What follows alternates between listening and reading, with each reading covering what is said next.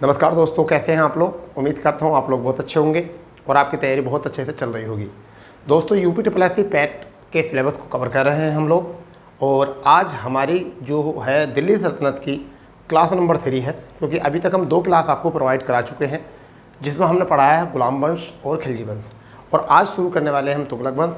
ये ऐसा क्वेश्चन मतलब टॉपिक है जिसमें से सबसे ज़्यादा क्वेश्चन पूछे जाते हैं, यानी कि दिल्ली सल्तनत में सबसे ज़्यादा क्वेश्चन जो पूछे जाते हैं वह तुगलक वंश से क्वेश्चन पूछे जाते हैं। तो इसकी महत्ता आप जान ही गए होंगे, ठीक है। और इसको बहुत अच्छे और बहुत सीधे और बहुत शॉर्ट तरीके से हम पढ़ने वाले हैं, बहुत सरल भाषा में। यानी कि अक्सर बच्चों को क्या होता है कि कोई भी टॉपिक समझ में क्यों नहीं आता उनको, क्योंकि वह आधी अधूरी बातें पढ़ते हैं। टॉपिक बहुत लंबा होता है, किसी की कड़ी किसी से नहीं जुड़ी होती है, इस वजह से थोड़ा सा डिफिकल्ट लगता है। तो हम जो काम करने वाले हैं वह करने वाले हैं बिल्कुल पॉइंट टू पॉइंट बात, ठीक है। तो देखिए, अभी तक जो हम आपको बता चुके हैं, मैं बता चुके हैं गुलाम वंश के बारे में, गुलाम वंश के बारे में, ठीक है। और ये था आपका 1206 से लेकर 1290 के बीच में ये था। इसके बाद में हम जो पढ़ चुके हैं वो पढ़ चुके हैं खिलजी वंश पढ़ चुके हैं, जो हमारा था 1290 से लेकर 1320 तक। और आज जो हम पढ़ने वाले हैं वो तीसरा वंश पढ़ने वाले हैं। वो कौन सा आपका तुगलक वंश, और जो हमारा रहने वाला है कब से लेकर 1320 से लेकर और 1414 तक, यानी कि लगभग 94 वर्षों के इस साम्राज्य को हम पढ़ने वाले हैं। समझ गए नहीं? यहाँ पर कितने वर्षों तक किया था? 84 वर्षों तक, ठीक है भाई। और यहाँ पर जो किया गया वो 30 वर्षों तक, ठीक है, 30 वर्षों तक। और यहाँ जो है 94 वर्षों तक। क्लियर? यही जो है सबसे ज़्यादा शासन करने वाला वंश है इसमें। सबसे ज़्यादा शासन करने वाला वंश है यही। और वो कौन सा है? वो है आपका तुगलक वंश। इतनी बात याद रखेंगे। और अब आज जो शुरू कर रहे हैं हम तुगलक वंश करेंगे। क्या है तुगलक वंश की कहानी, क्यों है तुगलक वंश इतना प्रसिद्ध और क्या हुआ है इसमें, भारत का जीर्णोद्धार जो हुआ है वो तुगलक वंश में ही हुआ है, ये आपको अच्छे तरीके से पता होना चाहिए, ठीक है भाई। तो हम बात करने वाले हैं, अब हमारा वंश है तुगलक वंश। और तुगलक वंश की कहानी जो होती है वो कहाँ से होती है? 1320 से लेकर और 1414 तक ये रहती है कहानी। मैंने थोड़ा छोटा इसलिए लिखा है क्योंकि इसकी कोई ज़रूरत तो है नहीं कहीं भी, ठीक है। अब बात करते हैं कि इसका प्रारंभ जो होता है वो कहाँ से होता। तो बेटा, हमने लास्ट टाइम पे जो पढ़ा था वो पढ़ा था खिलजी वंश का एक अंतिम शासक के रूप में था, कमज़ोर शासक के रूप में। वो क्या था?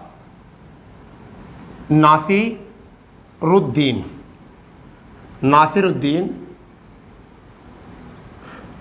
खुसरो खां या खुसरो शाह की हत्या के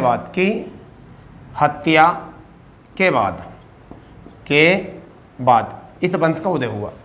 किसका हुआ? इस वंश का उदय हुआ। किसका? तुगलक वंश का। तुगलक वंश का उदय हुआ। वंश का क्या हुआ भैया? उदय। तो ये आपको याद रखना है, क्या हुआ है? उदय। अब हमें ये तो पता चल गया कि तुगलक वंश है, ठीक है। अब कब हुआ था ये? नसीरुद्दीन खुसरो शाह की हत्या के बाद, ठीक है। अब जो हम बात करने वाले हैं वो ये बात करने वाले हैं कि तुगलक वंश के जो शासक हैं वो कौन कौन है। तो तुगलक वंश के शासकों में अगर हम बात करेंगे तो नंबर 1 शासक जो है वो आपका है गयासुद्दीन तुगलक। ये थे पहले, यानी कि हम गयासुद्दीन तुगलक शाह भी बोल सकते हैं। ये पहले शासक थे। इनका कार्यकाल जो रहा था वो रहा था 1320 से लेकर 1325 तक। इन्होंने 5 साल तक ही शासन किया था। इनके बाद जो प्रतापी शासक आए हैं वो कौन आए थे? मोहम्मद बिन तुगलक।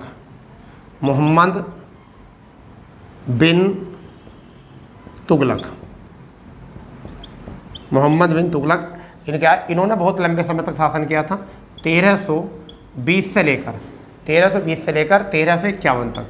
1351 तक इन्होंने शासन किया था। इनके बाद एक और प्रतापी शासक देखने को मिलते हैं जिनका नाम है फिरोज शाह तुगलक।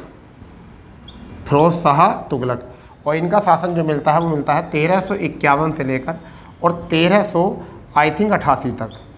1388 तक इनका जो है शासन देखने को हमें मिलता है। इनके बाद में कुछ कमज़ोर शासक के रूप में आए थे। कमज़ोर शासक में कौन थे? तुगलक शाह द्वितीय थे, तुगलक शाह द्वितीय थे एक। फिर एक और कमज़ोर शासक के रूप में आए थे अबू बकर, ठीक है। फिर एक कमज़ोर शासक के रूप में और आए थे, वो कौन थे? मोहम्मद शाह। कौन थे? मोहम्मद शाह, ये आए थे। फिर एक अंतिम शासक के रूप में जो आए वह कौन आए? नसीरुद्दीन महमूद शाह। कौन आए थे? नसीरुद्दीन महमूद शाह। नसीरुद्दीन महमूद शाह, ठीक है। ये सब जो थे फिरोज शाह तुगलक के बाद में जो थे कमज़ोर शासक थे। 1325 से लेकर 1351 तक, ठीक है। अब ये जो थे शासन, ये था इनका, ये गियासुद्दीन तुगलक वंश के थे। ये प्रतापी शासक तो नहीं कह सकते, परंतु संस्थापक इन्हें कह सकते हैं, ठीक है। यहाँ पर मोहम्मद बिन तुगलक ये प्रतापी शासक कह सकते हैं, और इनका साम्राज्य बहुत ज़्यादा बढ़ चढ़कर शुरू हुआ था, ठीक है। इनके बाद में अगर तीसरे की बात करेंगे तो फिरोज शाह तुगलक जो 51 से लेकर 88 तक रहे। ये भी इन्होंने, ऐसा मान लीजिए, इन्होंने स्थापत्य बहुत कराया था। स्थापत्य किया था, या फिर ऐसा मान लीजिए निर्माण कार्य ज़्यादा किया था। निर्माण कार्य जो है इनका ज़्यादा किया गया था इसमें, ठीक है। भारत सुधार पॉलिसी यही थी, भारत सुधार, यानी कि भारत को सुधारने का जो काम किया था वो भारत में बहुत सारी सुविधाएं थी। जैसे अंग्रेज़ों ने भी बहुत सारी सुविधाएं दी और बहुत सारी सुविधाएं ली, तो उनमें से जैसे मान के चलिए कि अंग्रेज़ों ने ईस्ट इंडिया कंपनी के बाद भारत में बहुत सारे ऐसी चीज़ें शुरू करी जो कि हमें लगा कि भारत उन चीज़ों को बहुत लंबे समय बाद ही डेवलप कर सकता था अगर अंग्रेजी सरकार ना होती। तो इसी तरीके से शायद यहाँ पर ऐसा भारत के लिए, भारत को जो कुछ देन दी है, भारत को जो डेवलपमेंट में कुछ देन दी थी, वो फिरोज शाह तुगलक ने दी थी, और तो कोई ऐसा खास प्रभाव इन्होंने छोड़ा नहीं है, ठीक है। तो ये थे शासक। चाहो तो आप इनको इसी तरीके से नोट कर सकते हो, वरना तो हम वन बाई वन करके आपको इनके बारे में बताएंगे कि कौन कौन से शासक क्या क्या अहम भूमिका निभाई थी इन लोगों ने, ठीक है। क्या देश पर प्रभाव छोड़ा था, ठीक है, और अपने साम्राज्य में कितना डेवलप किया दिल्ली सल्तनत को, ठीक है भाई। तो शुरू करते हैं। पहले शासक के तौर पर गियासुद्दीन तुगलक, पूरा नाम था गियासुद्दीन तुगलक शाह, ठीक है। अब इनके बारे में आप हेडिंग डालेंगे और थोड़ा थोड़ा करके ऐसे ही पॉइंट टू पॉइंट करके लिखते रहना, कहानी हम इसके साथ ही लिंक करेंगे। तो पहले शासक हैं गियासुद्दीन तुगलक शाह। शासन याद रहेंगे 1320 से लेकर 25 तक इनका शासन रहा है, ठीक है भाई। अब जो बात करेंगे हम सब इनके बारे में बात करेंगे जो भी बात है। तो पहली बात ये कि ये कराना तुर्क थे।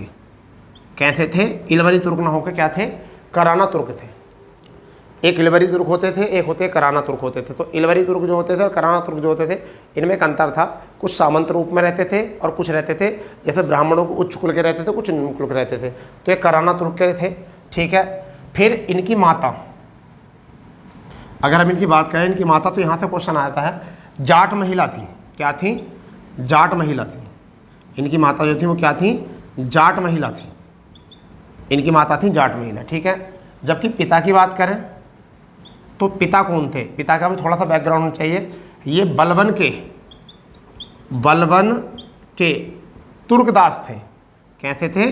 तुर्की दास, यानी कि बलबन के दरबार में क्या थे? ये तुर्की दास थे इनके पिता, ठीक है। बलबन के दरबार में तुर्की दास थे। परंतु क्या हुआ कि अलाउद्दीन खिलजी के समय में, किनको? गियासुद्दीन तुगलक को, गियासुद्दीन को अलाउद्दीन खिलजी,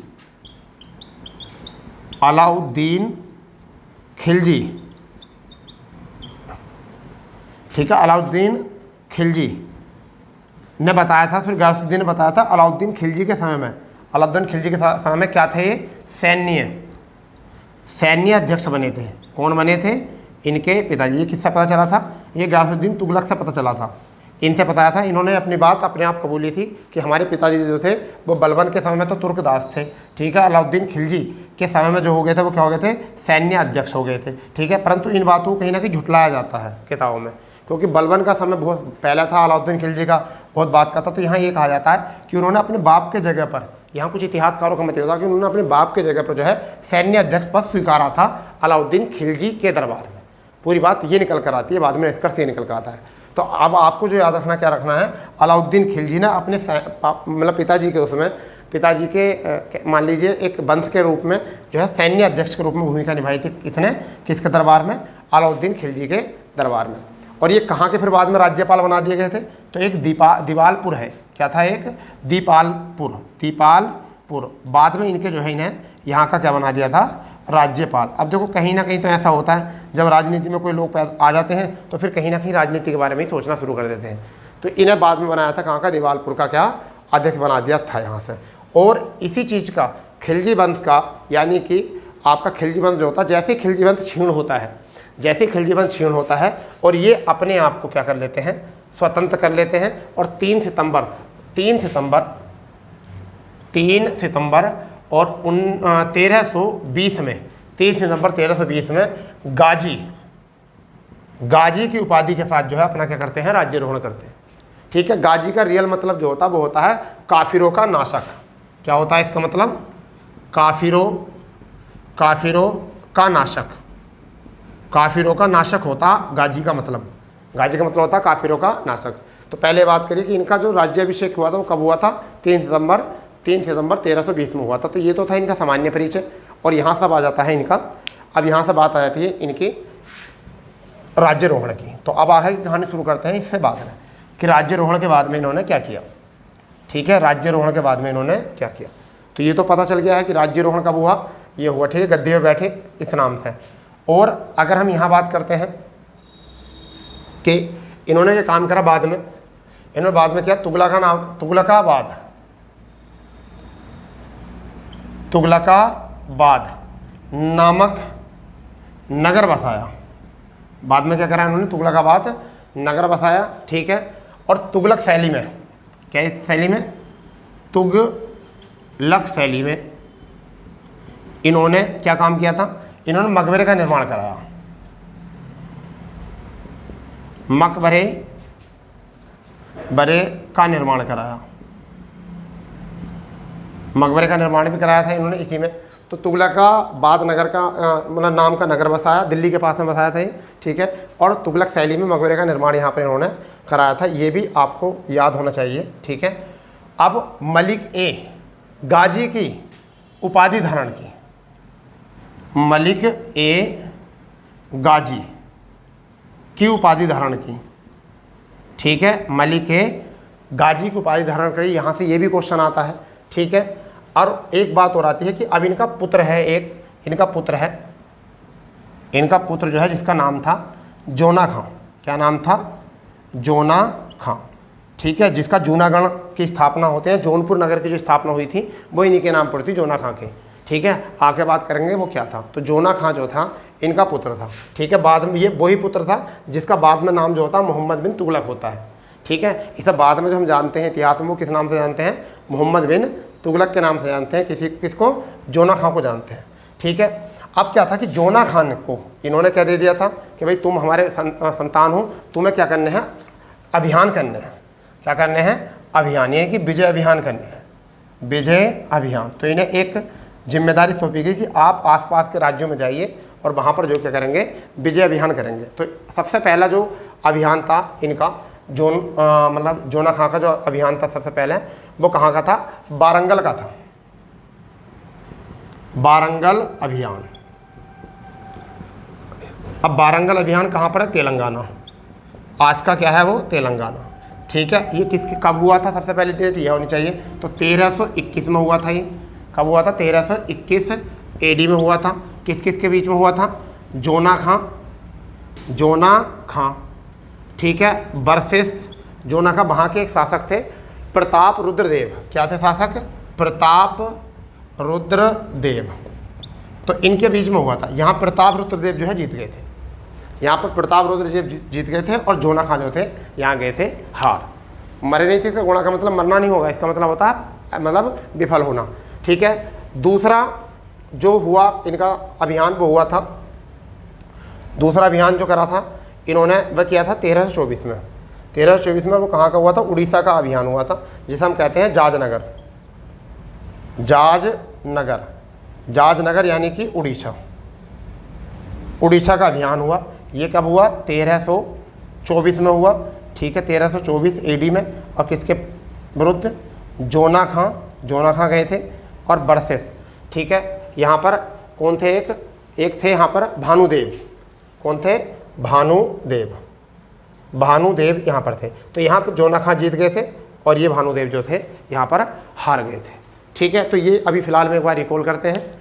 तुगलका बाद नगर बसाया, तुगलक शैली में वगैरह का निर्माण कराया, मलिक गाजी की उपाधि धारण की। इनका पुत्र था जोना खां, जिन्हें विजय अभियान के लिए भेजा था और उन्होंने अपने साम्राज्य में, अपने मतलब किसके? पिताजी के साम्राज्य में अपने अधीन रहते हुए 2 अभियान किए। एक तो वारंगल अभियान तेलंगाना का 1121 एडी में, जोना खां वर्सेस प्रताप रुद्रदेव। इसमें प्रताप रुद्रदेव जीत गए थे, जोना खां हार गए थे। जाजनगर उड़ीसा का अभियान था 1324 में एडी में, जोना खां जीत गए थे, अब भानुदेव जो है यहाँ पर हार गए थे। इतनी बात यहाँ से हो गई है इनकी। इसके बाद में अब गयासुद्दीन के कुछ सुधार थे, गयासुद्दीन तुगलक के कुछ सुधार थे, उनको भी थोड़ा सा समझेंगे वो सुधार क्या थे, ठीक है। इनके साथ साथ सुधार भी आपको लिखने हैं, वो क्या सुधार थे, ठीक है, क्या क्या काम ऐसा इन्होंने किया था। तो सबसे पहला सुधार की अगर हम बात करें, अपने साम्राज्य का सुधार, ना कि जनता का सुधार, अपने साम्राज्य का सुधार। सबसे पहले इनने जो लगान था वो कुल उपज के 1/5 के स्थान पर, 1/5 के स्थान पर कितना कर दिया था? 1/3, यानी कि जो लगान दिया जाता था वो 1/5 दिया जाता था पहले कुल उपज का, यानी 20%। बाद में वो कितना लेने लगा जनता से? 33 से 1/3 लेने लगा, यानी कि 1/3%, ठीक है। और एक वर्ष में राजस्व का, किसका? राजस्व का 1/10 से बढ़कर कितना होगा? 1/11 हो गया। यानी कि वृद्धि जो हुई वो कितनी वृद्धि होगी इस काम करने से? जो राजस्व का 1/10 होता था वो कितना हो गया? वृद्धि 1/11 होगी। मगर इससे ऊपर नहीं हुई, और इससे ऊपर को मना भी करेगी, इससे ऊपर वृद्धि करनी भी नहीं है। और कहाँ लगाया जाएगा? सेना में लगाया जाएगा, ठीक है। और एक काम अच्छा करा था इन्होंने, अकाल के समय में क्या कर दिया था? भूमि कर माफ़ कर दिया था। भूमि कर क्या कर दिया था? माफ़ कर दिया था कि चलो भाई ऐसा करो, जब अकाल पड़ रहा तो सब पर पड़ रहा, और अब जो है भूमि कर आपको नहीं देना पड़ेगा अकाल के समय में, ठीक है। फिर एक व्यवस्था और कही थी, घोड़े दागने की प्रथा, दाग प्रथा व हुलिया प्रथा का इन्होंने क्या करा था? सुधार किया था, यानी व्यवस्थीकरण किया था। व्यवस्थीकरण, इन्होंने व्यवस्थीकरण किया था। दाग प्रथा का, हुलिया प्रथा क्या करा था? व्यवस्थीकरण किया था, ठीक है। ये भी होने चाहिए याद आपको। फिर पुलों का निर्माण कराया, पुलों का निर्माण, सड़कों का निर्माण, नई सड़कें बनवाई, ठीक है, नई सड़कें बनवाई, ये भी काम करे इन्होंने, ठीक है। ये तो अच्छा था, ठीक है। और एक और नई बात थी कि शराब पूरी तरीके से बंद कर दी थी। शराब उत्पादन व उपभोग पूर्णतः प्रतिबंध था, पूर्णतः प्रतिबंध हो गया था, ठीक है। इसके बाद में कहने का मतलब ये है कि हिंदुओं के लिए कठोर नीति बनाई थी इन्होंने, हिंदुओं के लिए कठोर नीति। क्या नीति थी कठोर नीति? कि वो कृषि में अमीर तो नहीं हो सके मगर गरीब हो गए और फिर कृषि छोड़कर भागने लगे थे। कृषि छोड़कर क्या होने लगे थे? भागने लगे थे। इतनी थोड़ी सी बात यहाँ से याद रखना। एक और थोड़ी सी छोटी सी बात जोड़ देते हैं। क्या हुआ जब ये बंगाल से वापस लौट रहे थे? कौन? गयासुद्दीन तुगलक। 1325 की बात है, 1325 एडी की बात है, जब ये बंगाल से दिल्ली लौट रहे थे। किससे? दिल्ली लौट रहे थे। तो अभी यहाँ पर बात रोकेंगे, दिल्ली लौट रहे थे। ठीक है भैया, बंगाल से दिल्ली लौट रहे थे कौन? गयासुद्दीन तुगलक। तो इनकी वैसे जितने भी सूफी संत थे उनसे अच्छी नहीं बनती थी, इनकी अच्छी नहीं बनती थी। किनसे? सूफी संतों से अच्छी नहीं बनती थी। तो एक सूफी संत थे जिनका नाम मैं बता दूं आपको, नाम था उन सूफी संत का नाम, सूफी संत निजामुद्दीन औलिया। क्या था? निजामुद्दीन औलिया था सूफी संत का नाम, क्योंकि इनकी सूफी संतों से ज़्यादा बात बनती नहीं थी। ठीक है, ना ये संतों की बात मानते थे ना संत इनकी बात मानते थे। तो इन्होंने ये कहा, इन्होंने संदेश भिजवाया सूफी संत को, यानी निजामुद्दीन औलिया को एक संदेश भिजवाया कि महाराज जो है दिल्ली आ रहे हैं, दिल्ली आने से पहले पहले, उनके आने से पहले पहले आप दिल्ली छोड़ के चले जाओ। किससे कहा ये? निजामुद्दीन औलिया को ये संदेश भिजवाया इन्होंने। तो निजामुद्दीन औलिया ने जवाब दिया, इस बात पर जवाब दिया था कि अभी दिल्ली दूर है, पहले दिल्ली पहुंचो तो सही, अभी दिल्ली दूर है। अब ये शब्द बोले, क्यों बोले जनता को नहीं पता अभी। ठीक है, और क्या इनका तर्जुमा था इनका भी नहीं पता अभी। तो मैं आपको बताता हूँ, एक दिल्ली से पहले एक जगह थी, मैं उस जगह को लिख देता हूँ उस साइड। चलो, दिल्ली से पहले एक जगह थी जिसका नाम है आपका अफगानपुर। दिल्ली से पहले एक जगह थी अफगानपुर, अफगानपुर। ठीक है, दिल्ली से पहले एक अफगानपुर जगह थी जो कि तुगलकाबाद के पास में थी। वहाँ पर जोना खान ने अपने पिताजी के सम्मान में, स्वागत में एक लकड़ी का महल बनवाया कि उनका भव्य स्वागत किया जाए। और जैसे वो वहाँ पर लकड़ी के महल पर उनका स्वागत चल रहा था और वो उन्होंने बहुत भाषण दे रहे थे, उपदेश जिसे कहते हैं, उपदेश देना, धर्म उपदेश वो दे रहे थे। इसी बीच जब उनकी सेना आई और हाथियों की जो टुकड़ी आई, तो हाथियों के दबाव से भूमि में क्या हुआ? भूस्खलन हुआ। ठीक है, भूमि में क्या हुआ? भूस्खलन। और उनके हाथियों के बल से वो जो है मकान लकड़ी का बना हुआ था वो गिर गया, और उसमें जो थे गयासुद्दीन तुगलक और उनके साथ साथ दो उनके शागिर्द जो है वह भी जो थे दबकर उनकी मृत्यु हो गई। तो जब बताया गया था कि उनका दिल्ली में प्रवेश होने से पहले ही, वो दिल्ली में प्रवेश भी नहीं कर पाए, दिल्ली से पहले पहले उनकी क्या हो गई थी? मृत्यु। तो जब इतिहासकार से जोड़ते हैं कि इसलिए कहा था निजामुद्दीन औलिया ने कि अभी दिल्ली दूर है, पहले दिल्ली तक पहुँचो तो सही, जब आप दिल्ली पहुँचोगे जब तो हम दिल्ली छोड़ के जाएंगे, समझ गए नहीं? तो इसलिए कहा जाता है निजामुद्दीन औलिया को सच्चा सूफी संत, क्योंकि उन्होंने जो बोला था वही हो गया था। समझ गए नहीं? उन्होंने ये बोल दिया था कि अभी दिल्ली दूर है, आप दिल्ली तक पहुँचो ज़रा, वो दिल्ली तक नहीं पहुँच पाए। और वो मकान में ही, जो लकड़ी का मकान था, जोना खान ने बनवाया था उनके सम्मान में, उनके भव्य स्वागत के लिए, उसी में दबकर जो है उनकी मृत्यु हो गई थी। तो ये थी कुछ कहानी जिसमें मैंने आपको बताया कि किस तरीके से इनकी मृत्यु हुई और कैसे हुई, क्योंकि कुछ आदमियों को बस यही याद होता है कि लकड़ी के महल में दबकर इनकी मृत्यु हो गई थी, बट रीज़न क्या था उसका भी, तो उसका रीज़न हमने क्लियर कर दिया है। और इसी के साथ जो है गयासुद्दीन तुगलक भी जो है क्लियर हो चुके हैं। अब कौन बनेंगे? अब जो शासक बनेंगे वो बनेंगे जोना खां, और किस नाम से? मोहम्मद बिन तुगलक के नाम से बनेंगे। ठीक है, तो आपको समझ में आ ही चुका होगा। चलो एक बार रिकॉल कर देते हैं। कुल उपज का 1/5 की जगह 1/3 लिया था कर। एक वर्ष में राजस्व 1/10 से 1/11 से अधिक वृद्धि नहीं होनी चाहिए, इतनी वृद्धि हो जाए। अकाल में भूमि कर माफ कर दिया था। दास और हुलिया प्रथा व्यवस्थित करा था इन्होंने, व्यवस्थीकरण। पुलों का निर्माण करा, सड़कों का निर्माण करा, नई सड़कें बनवाई।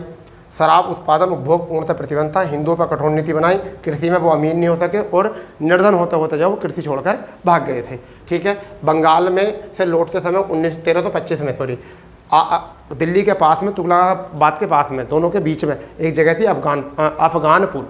ठीक है, वहाँ पर लकड़ी का महल बनवाया था किसने? जोना खान ने, अपने बाप के, अपने पिताजी के भव्य स्वागत के लिए। और जैसे वो वहाँ पर आकर रुके, और रुकने के आकर जब उन्होंने अपने सैनिकों को स्वागत किया तो एक टुकड़ी आई हाथियों के, उसके दल और उस प्रभाव से भूस्खलन हुआ और वो महल जो है लकड़ी का गिर गया, और उसमें दबकर जो है उनकी मृत्यु हो गई थी। जब निजामुद्दीन ने कहा था उसी शब्द के लिए कि अभी दिल्ली दूर है। ठीक है, अब हम पढ़ेंगे मोहम्मद बिन तुगलक।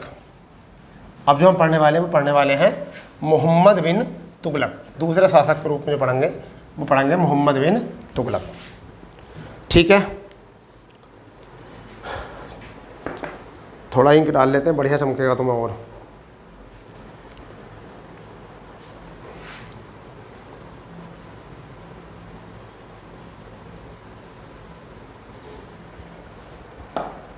मोहम्मद बिन तुगलक।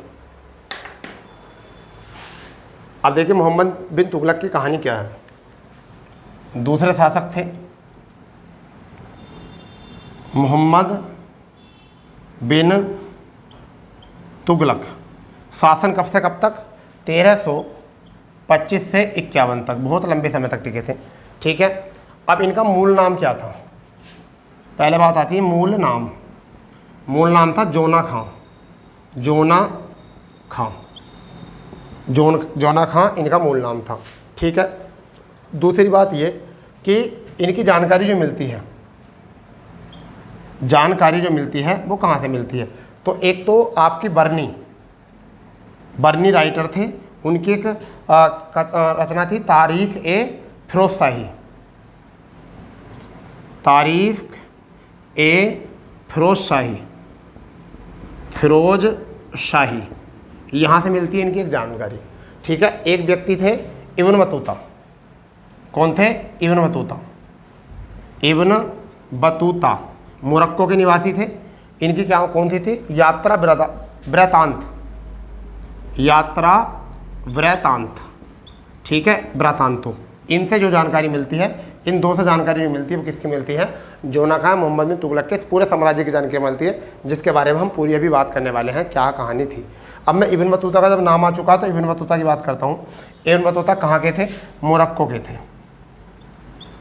मोरक्को के थे। भारत कब आए थे? भारत कब आए थे? 1333 में भारत आए थे। ठीक है, 1333 में भारत आए थे। इन्हें दिल्ली का क्या बना दिया था? दिल्ली का काजी बना दिया था। दिल्ली का काजी बना दिया था। किसके दरबार में आए थे? तुगलक के दरबार में आए थे, मोहम्मद बिन तुगलक के। मोहम्मद बिन तुगलक, क्योंकि देखो 33 में पड़ेगा, मोहम्मद बिन तुगलक के दरबार में आए थे। ठीक है, इन्हें अगर हम बात बताएं तो कहने का मतलब यह है कि 1342 में 1342 एडी में किसने? मोहम्मद बिन तुगलक ने चीन भेजा था। चीन क्या भेजा था? राजदूत बनाकर। राजदूत, जैसा आज भी हमारी एम्बेसी जो होती है उनमें राजदूत बना के भेजते हैं, ऐसे इन्हें 1342 ईस्वी में क्या था? राजदूत बना के भेजा था। तो ये बात थोड़ी सी याद रखना, इससे ज़्यादा और भी याद रखने की कोई ज़रूरत नहीं है। किताबुल रहला इन्होंने लिखा था। एक और याद रख सकते हैं, क्या लिखा था? किताब-उल रहला। तो ये भी क्वेश्चन आता है कि रहला किसने पुस्तक लिखी थी? तो किताब-उल रहला। तो समझ लीजिए, इब्न बतूता यात्रा वेदांत इनकी जानकारी मिलती है। मोरक्को के निवासी थे, भारत 1333 में आए थे, दिल्ली का काजी नियुक्त किया गया, मोहम्मद तुगलक के दरबार में आए थे। 1342 एडी में इन्हें चीन भेजा था राजदूत बनाकर। किताबुल रहला इन्होंने ये लिखी थी। ठीक है भाई, किताबुल रहला इन्होंने ये लिखी थी। अब मैं आपको बताता हूँ कि आगे कहानी क्या हुई है। इतना आपने नोट कर लिया होगा। ठीक है, चलिए, इससे आगे कहानी क्या थी? अब मोहम्मद बिन तुगलक ने जब गद्दी संभाली, जब इन्होंने गद्दी संभाली, जब गद्दी पे बैठे तो इन्होंने अपने साम्राज्य को कितने प्रांतों में बांटा? 23 प्रांतों में बांटा। यानी कि कश्मीर व बलूचिस्तान को छोड़कर संपूर्ण उत्तर भारत को अपने प्रांतों में बांटा। अपने भारत को 13 प्रांतों में बांटा, तो 23 प्रांतों में बांटा। 23 प्रांतों में, कितने प्रांतों में बांटा? 23 प्रांतों में बांटा। इतनी सी जानकारी यहाँ से याद कर लेना। ठीक है, बर्नी के अनुसार जो है, अगर हम बात बताएं तो बर्नी के अनुसार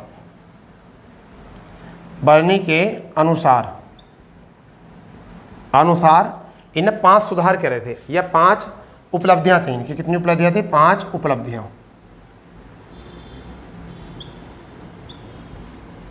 5 उपलब्धियां थी। 5 उपलब्धियां थी, और वो 5 क्या क्या उपलब्धियां थी उनके ऊपर ही हम बात करने वाले हैं। तो पहली बात ये कि कश्मीर और बलूचिस्तान को छोड़कर जो है संपूर्ण उत्तर भारत को जो है इन्होंने 23 प्रांतों में बांटा, और बर्नी के अनुसार जो है इनकी 5 उपलब्धियां थी। और 5 उपलब्धियों में वो क्या क्या उपलब्धियां थी, सबकी बात अब हम करने वाले हैं। आप बिल्कुल ना घबराओ, एक एक पॉइंट हम आपको जो है इसका क्लियर कराएंगे, और ऐसा कराएंगे कि आप किसी भी एग्ज़ाम को निकाल सकते हो इतना ही पढ़कर।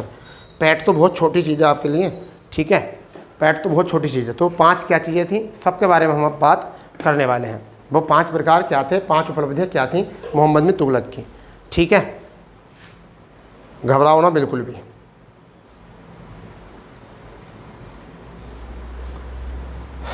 चलिए पहली उपलब्धि के बारे में बात करते हैं। पहली उपलब्धि क्या थी? बर्नी के अनुसार 5 उपलब्धि थी। तो पहली उपलब्धि क्या थी? पहली उपलब्धि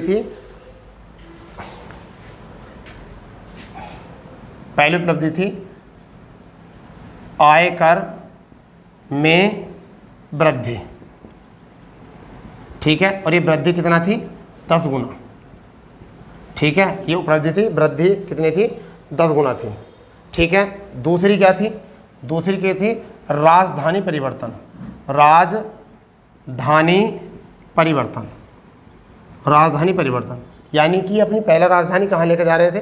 तो ये दिल्ली से, कहाँ से? दिल्ली से 700 किलोमीटर दूर, सॉरी 700 मील दूर, लगभग 1100 मील।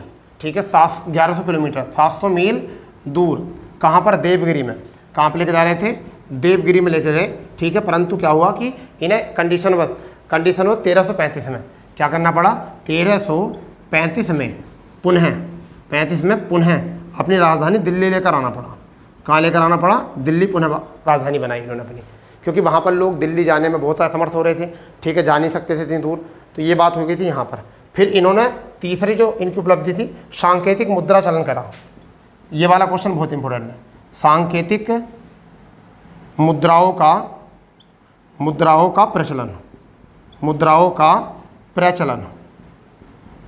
प्रचलन किया इन्होंने। सांकेतिक मुद्राओं का प्रचलन किया और उस पर एक चीज़ मतलब गुथवाई, जिसे हम कहते हैं अल सुल्तान जिले अल्लाह। कैसे कहती थी? अल सुल्तान जिल्ली अल्लाह, ये गुथवाया। और इसका मतलब क्या होता है? इसका मतलब होता है सुल्तान ईश्वर की छाया। इसका मतलब होता है सुल्तान ईश्वर की छाया।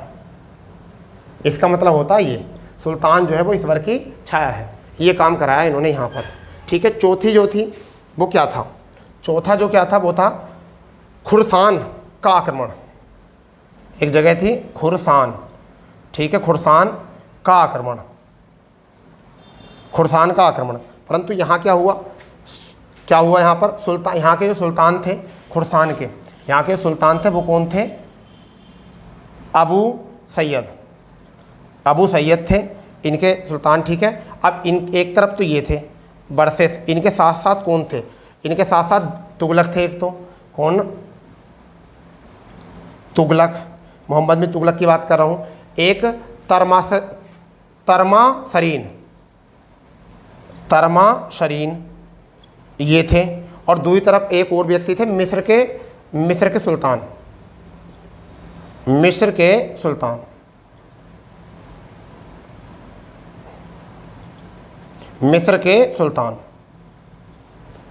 सुल्तान थे। ये तीनों ने मिलकर, तुगलक, तर्माशरीन और आपके मिस्र के सुल्तान, इन तीनों ने मिलकर अबू सैयद से युद्ध किया, आक्रमण किया। अंततः क्या हुआ? अंत ये हुआ कि जो है ये युद्ध किसी परिणाम में नहीं हुआ, और एक साल के बाद यहाँ पर 3 लाख और 70,000 सेना को नगद वेतन पहले दे दिया। नगद वेतन पहले हो गया। फिर भी ये जो आक्रमण था वो कैसा रहा? असफल रहा। तो ये आक्रमण असफल रहा, जिससे कि इनका खजाना थोड़ा सा जो है सस्ता हो गया था। ठीक है, अब पांचवा जो था यहाँ से, पांचवा जो इनका 5 उपलब्धियाँ थी, तो 5वीं उपलब्धि जो थी वो इनकी क्या थी? कराचिल का आक्रमण। क्या था? कराचिल का आक्रमण। ये भी क्या रहा था? असफल रहा था।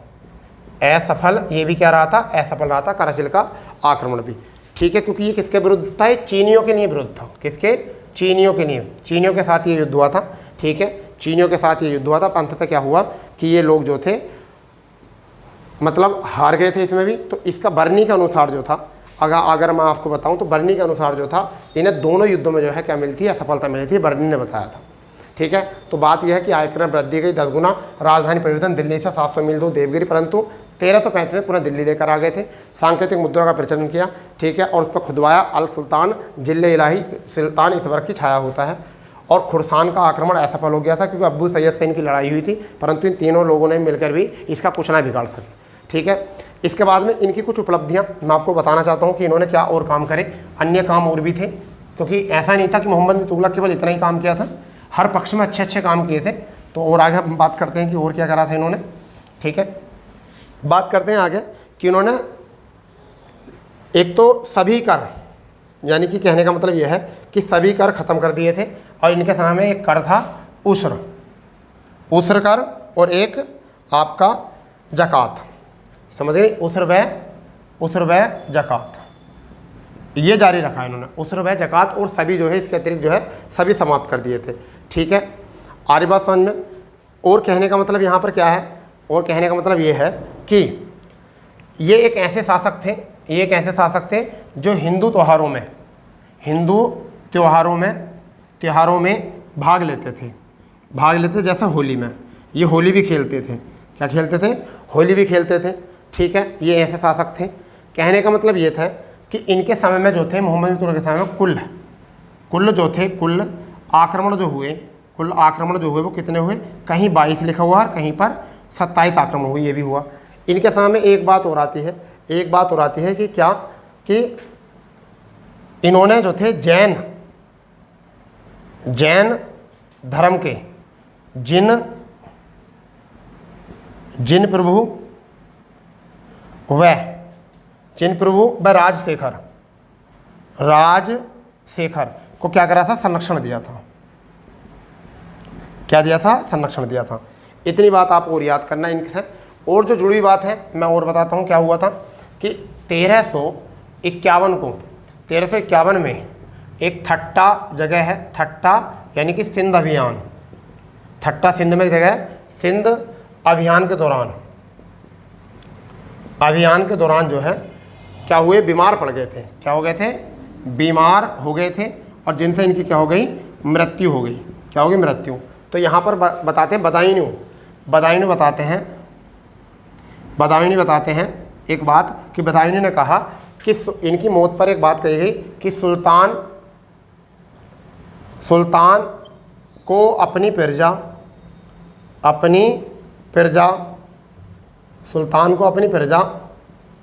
और प्रजा को अपने सुल्तान से मुक्ति मिल गई।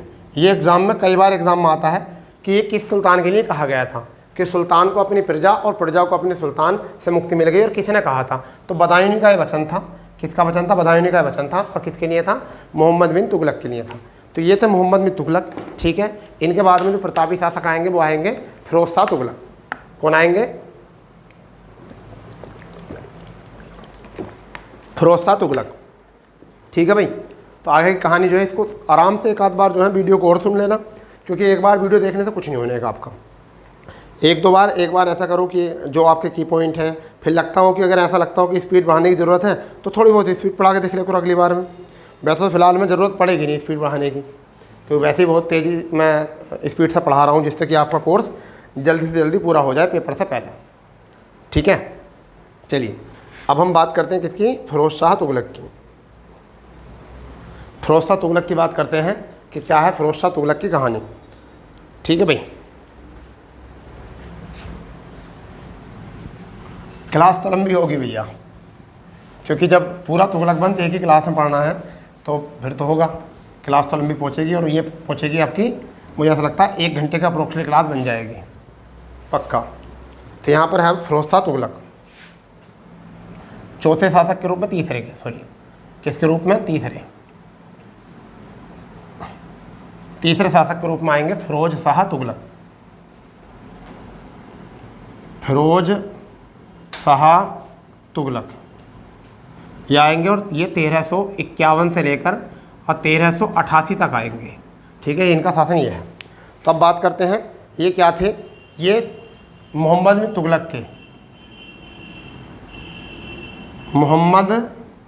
बिन तुगलक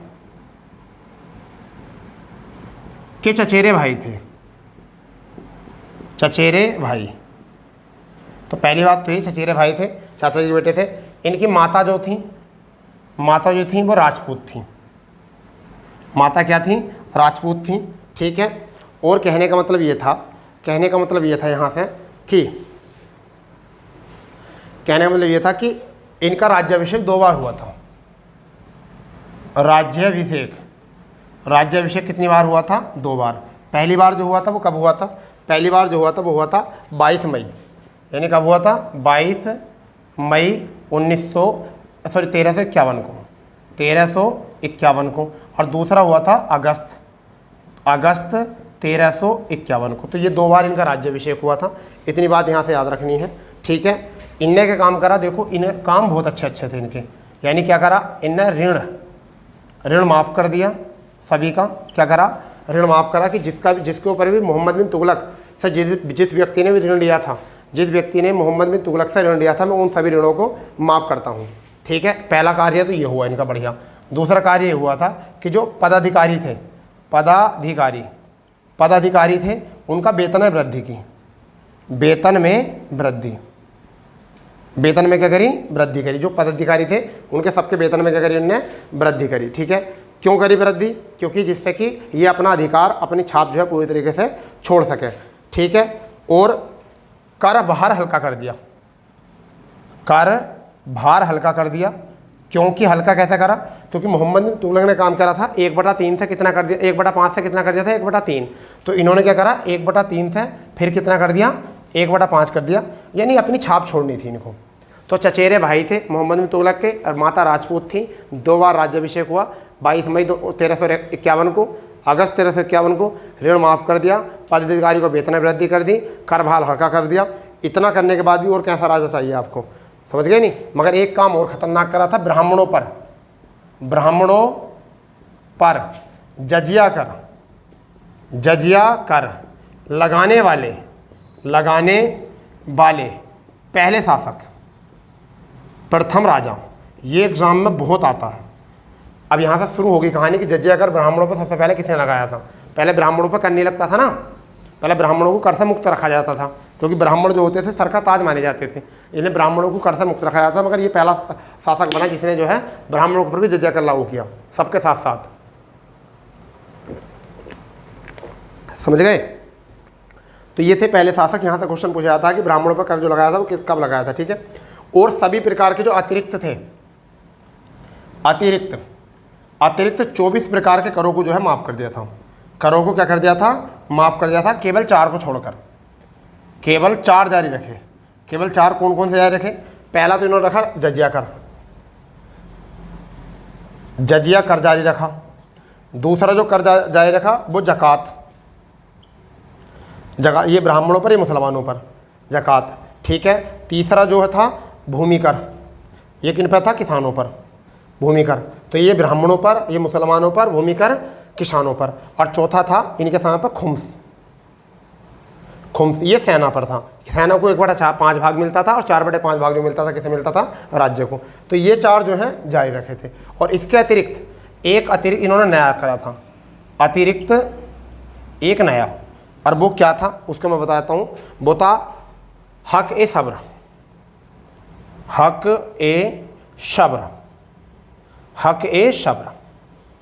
ये नया जोड़ा था इन्होंने। इसे हम क्या कह सकते हैं? इसे कहते हैं सिंचाई कर। क्या कहते हैं? सिंचाई कर। ये काम इन्होंने किया था। और सारे कर जो थे वो कितने थे? 10% थे। यानी सिंचाई कर जो था और इनके साथ साथ और भी जो थे वो क्या थे? 10% थे। ये काम आपको याद, केवल जकात को छोड़कर सबका मान कितना था? 10% था। कुल का कितना था? 10%। तो इतनी बात याद रखनी है। और कोई बात हो तो अभी पहले इतना एक तो रिकॉल कर लेते हैं। यहाँ से ब्राह्मणों पर जजिया कर लगाया, पहला शासक था, 24 प्रकार कर माफ़ कर दिया अतिरिक्त जो एक्स्ट्रा थे, और 4 करों को जारी रखा। और हक ए सब्र सिंचाई कर जो है इन्होंने नया जोड़ा था। ठीक है, इनके बाद कुछ और उपलब्धियाँ थी, उन्हें भी देख लेते हैं क्या उपलब्धियाँ थी। इनके बाद और क्या उपलब्धियाँ थी उनको भी देखते हैं। पूरा तुगलक वंश हो जाएगा आज, ठीक है, और कल की क्लास में हो जाएगा सैयद वंश और लोधी वंश, फिर दिल्ली सल्तनत हो गई यहाँ से हमारी कंप्लीट। ठीक है भाई, तो अब इन्होंने क्या काम करा? इसके बाद में नहरों का निर्माण, ठीक है, सिंचाई व्यवस्था, सिंचाई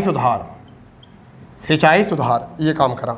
ठीक है, नहरों की व्यवस्था करी, सिंचाई सुविधा करी यहाँ पर, ठीक है। और कर व्यवस्था बढ़ाने के लिए 1200 बागों का निर्माण कराया। बागों का निर्माण यानी कि 1200 बागों से कि उससे फल फ्रूट बिकेंगे तो यहाँ से क्या होगा, मतलब संगासन बढ़ेगा हमारा। और 36 यहाँ पर लिख सकते हैं। और चौथे में 36 शाही कारखाने, 36 शाही कारखाने खुलवाए, 36 शाही कारखाने खुलवाए यहाँ पर, ठीक है। और अगर हम बात करें तो दीवान ए बंदरगाह का निर्माण कराया। दीवान ए बंदरगाह व्यापार के दीवान ए बंदरगाह। छठे में अगर हम बात करें और सॉरी दीवान का बंदरगाह किसके लिए था? एक तो था व्यापार करने की ना, कौन व्यापार? दासों के लिए, जो दास व्यापारी थे उनके लिए। छठे नंबर पर अगर हम बात करें तो इन्होंने एक आपका होता है अनुवाद विभाग बनवाया था, अनुवाद विभाग। सातवें नंबर पर अगर हम आते हैं तो इन्होंने लोक निर्माण विभाग यानी कि PWD, लोक निर्माण विभाग की स्थापना कराई थी, ठीक है। आठवें नंबर पर अगर हम आते हैं तो आठवें नंबर पर हम बात कर सकते हैं दारुल सफ़ा, यानी क्या?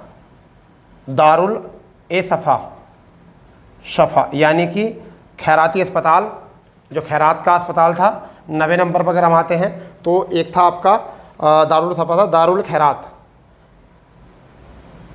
दीवान ए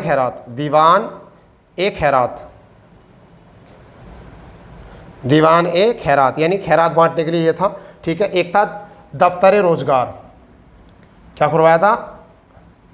दफ्तर ए रोजगार यानी बेरोजगारों को रोजगार दिलवाने के लिए, ठीक है, ये काम करवाया था इन्होंने। एक ये भी याद होगा। फिर इन्हीं के साथ साथ हिसार, फिरोजपुर, ठीक है, जौनपुर, फिरोजाबाद नगरों की का स्थापना भी कराई इनने, नगरों की स्थापना भी कराई इसके साथ साथ, ठीक है। तो अभी आपने क्या पढ़ा है? 36 शाही कारखाने, दीवान बंदरगाह, अनुवाद विभाग, लोक निर्माण विभाग, दारुल सफ़ा, दीवान खैरात, दीवान रोजगार, नहरों का निर्माण, सिंचाई सुधार, 1200 बागों का निर्माण, हिसार, फिरोजपुर, जौनपुर और फिरोजाबाद आदि शहरों को जो है इन्होंने स्थापना भी कराई थी यहाँ पर, ठीक है भाई। अब बात आती है कि क्या है आगे की कहानी, और इनकी आत्मकथा के ऊपर बात कर लेते हैं। तो इनकी आत्मकथा क्या थी? आत्मकथा, ठीक है, आत्मकथा इन्होंने खुद स्वयं लिखी थी, क्योंकि आत्मकथा क्या थी? फुतूहत ए फिरोज शाही, क्या था? फुतूहात ए फिरोज शाही इनकी आत्मकथा थी, ये इन्होंने आत्मकथा लिखी थी, ठीक है। और काम जो करा था दिल्ली और टोपरा के, सॉरी मेरठ व टोपरा के लेखों कहाँ पर लेकर आए थे? स्तंभ लेखों को दिल्ली में, स्तंभ लेखों कहाँ लेकर आए थे? दिल्ली, कहाँ लेकर आए थे? दिल्ली में, ठीक है। और कुतुब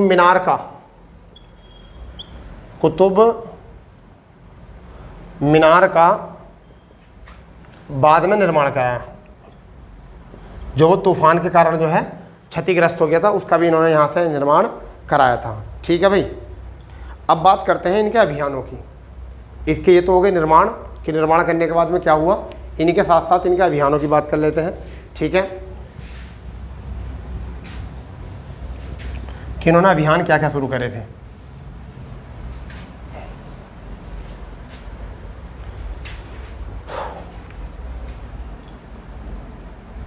अभियान, तो पहला अभियान करते हैं बंगाल से। इन्होंने सबसे पहला करा था अभियान कहाँ पर? बंगाल में करा था, परंतु बंगाल का अभियान जो था वो इनका था विफल हो गया था, यानी कि बंगाल के अभियान में क्या हो गए थे? ये असफल हो गए थे। क्या हो गए थे? असफल। दूसरा जो अभियान करा था इन्होंने उड़ीसा में करा था। कहाँ पर करा था? उड़ीसा में करा था। यहाँ पर भी क्या हो गए थे? असफल हो गए थे। यहाँ पर भी क्या हो गए थे? असफल हो गए थे, ठीक है। उड़ीसा का जो था, उड़ीसा की जो चढ़ाई की थी वो कहाँ पर की थी? जाजनगर पर की थी। कहाँ की थी? जाजनगर। और कब की थी? 1360 में की थी ये, 1360 में। परंतु क्या हुआ कि 1365 में कांगड़ा में यानी कि हिमाचल प्रदेश में इन्होंने चढ़ाई की। यहाँ पर क्या हो गए थे, सफल, यानी क्या हो गए थे, सफल हो गए। और इतना उन्होंने हिमाचल प्रदेश के कांगड़ा जिले को जो है अपने अधिकार क्षेत्र में ले लिया था। परंतु इनका अंतिम अभियान जो था, अंतिम अभियान जो था वो कब था जी? अंतिम अभियान जो हुआ था इनका वो हुआ था 65 से 1365 से लेकर 67 तक हुआ था। और कहाँ हुआ था? ये हुआ था ठट्टा। कहाँ पर हुआ था? ठट्टा। और कहाँ पर? सिंध में। ठट्टा सिंध में हुआ था। और इसी के दौरान पे जो है, इन्हीं के दौरान पे ये क्या हो गए थे? असफल हो गए थे। क्या हो गए थे? असफल हो गए थे यहाँ पे भी। और यही इनका क्या था?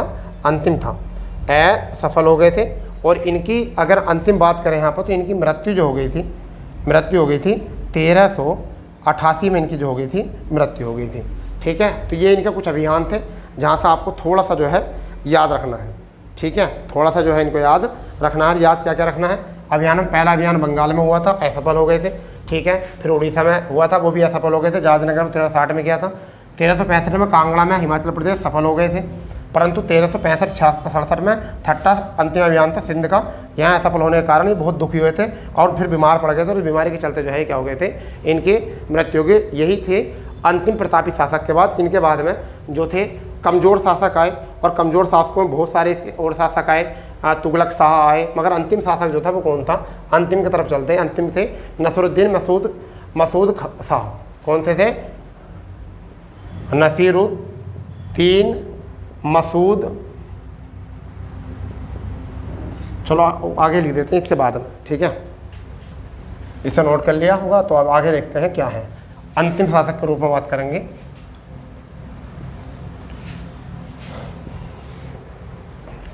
अब बात करते हैं अंतिम शासक।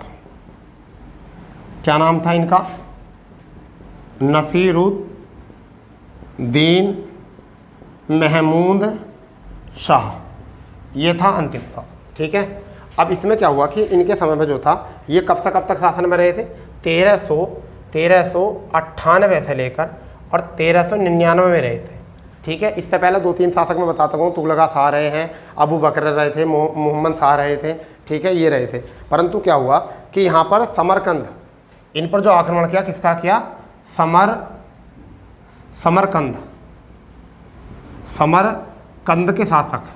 समरकंद के शासक। ठीक है, समरकंद के शासक का नाम सुना होगा, यहाँ पर कई बार आ जाता है।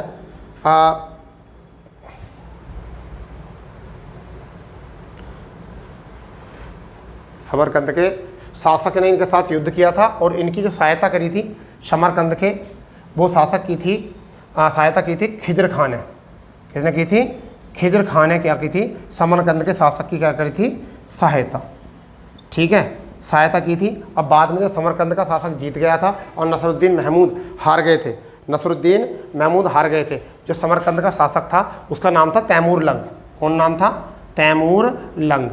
ठीक है, तैमूर लंग शासक था। और जब तैमूर लंग से इनका अंतिम युद्ध हुआ तो तैमूर लंग इसमें विजय हो गए और नसरुद्दीन महमूद शाह जो है हार गए। और उनकी सहायता जो किसने की थी? खिजर खान ने की थी, जो बाद में जो है सैयद वंश के संस्थापक के रूप में उभरते हैं। तो खिजर खां को जब ये समरकंद वापस लौट कर गए तैमूर लंग, तो खिजर खां को क्या दे के गए? लाहौर दे गए थे, मुल्तान दे गए थे। ठीक है, और एक दीपालपुर, यहाँ की जागीरें दे गए थे कि आप यहाँ पर शासन करो। और अंततः 1399 में खिजर खान लाहौर, मुल्तान और दीपालपुर के जागीरों पर शासन करने लगे थे। और बाद में जब देखा कि तुगलक वंश के अंतिम शासक के मृत्यु होने के बाद और समरकंद के शासक के तैमूर लंग के वापस जाने के बाद यहाँ पर बहुत सारे छोटे छोटे राज्य जो थे वो अपने आप को स्वतंत्र करने लगे। और उन्हीं में से खिजर खान ने अपनी लाहौर से दिल्ली की यात्रा शुरू करी। लाहौर से दिल्ली की यात्रा शुरू की। और उसी लाहौर से दिल्ली की यात्रा को हम क्या कहते हैं? सैयद वंश कहते हैं। क्या कहते हैं? सैयद वंश कहते हैं। और तुगलक वंश के बाद में इस तरीके से खिजर खान संस्थापक बने और क्या लेकर आए? सैयद वंश लेकर अपना आए। तो ऐसा हुआ था सैयद वंश का उदय और इस तरीके से हुआ था तुगलक वंश का अंत। तो आज की क्लास में जो था हमने देखा था तुगलक वंश। तो कल जो कहानी रहेगी, कल दोनों वंश एक ही क्लास में हो जाएंगे हमारे, सैयद वंश भी और लोधी वंश भी। यानी कल की क्लास जो है हमारी वह दिल्ली सल्तनत की अंतिम क्लास रहेगी। फिर हम पढ़ाएंगे मुगल काल और उसके बाद में फिर पढ़ाएंगे मराठा काल। तो हम बहुत तेज़ी से बढ़ रहे हैं पैट कोर्स को कंप्लीट कराने में। तो आज जो हम अपना सेशन करते हैं यहाँ पे समाप्त करते हैं और अपने दोस्तों को ज़्यादा से ज़्यादा शेयर करो और जो सेशन में नए हैं जुड़े हैं वो चैनल को सब्सक्राइब करो, क्योंकि जितनी ज़्यादा आप सपोर्ट करोगे इतना ही ज़्यादा हमें भी कॉन्फिडेंस मिलेगा और हम भी अच्छे से मेहनत करेंगे और आपको डाटा अच्छे से अच्छा प्रोवाइड कराएंगे। ठीक है, तो मिलते हैं नई क्लास के साथ अपने इसी प्लेटफॉर्म पर। जय हिंद, जय भारत, वंदे मातरम।